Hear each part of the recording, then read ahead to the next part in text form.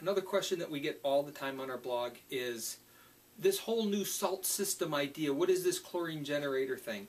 And how would I put one on my pool?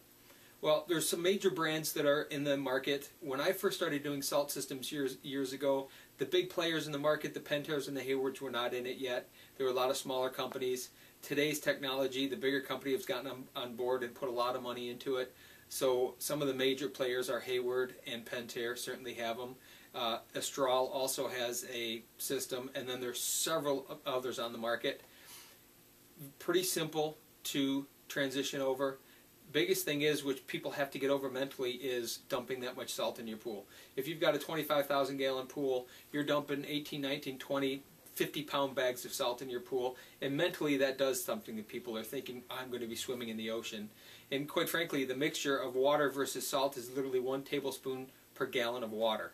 So if you want to test and see what it would be like to have a salt system and what the taste of the water would be, because you're certainly going to have a small sense of salt there, is take a tablespoon, dump it in a gallon of water, shake it up, and take a taste.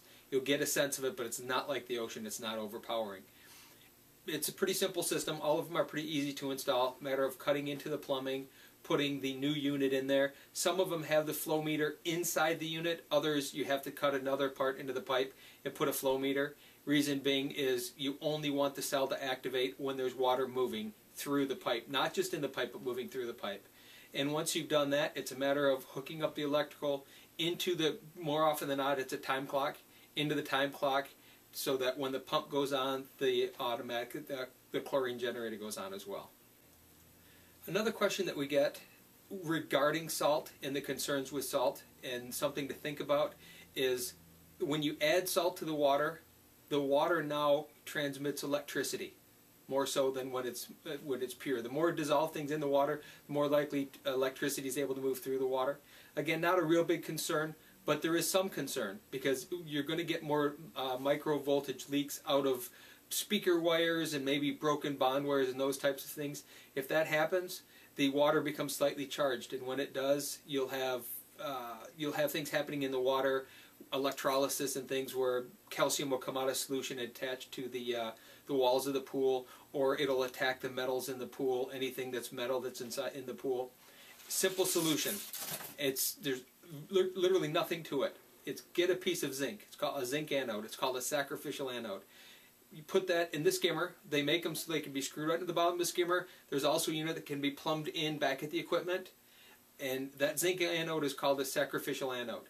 Means that it will attract any electric charge in the water and let that electrical charge attack the zinc, because that's the softest part of the pool, the weakest. And what happens is, now the electricity is no longer affecting anything else, the problem goes away. Simple solution, although if you don't do it, I've seen situations where there was not a sacrificial anode, and I've seen heaters come apart, I've seen calcium come out of solution and create literally sandpaper across the entire pool, the slide, the light, the whole surface of the pool.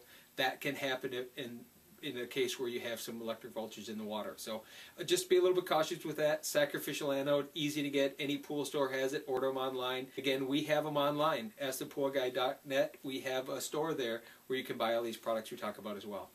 We had a question come in that if we have a salt water system and we didn't have a zinc anode, and we have some scaling, some things going on a vinyl pool, what do I do?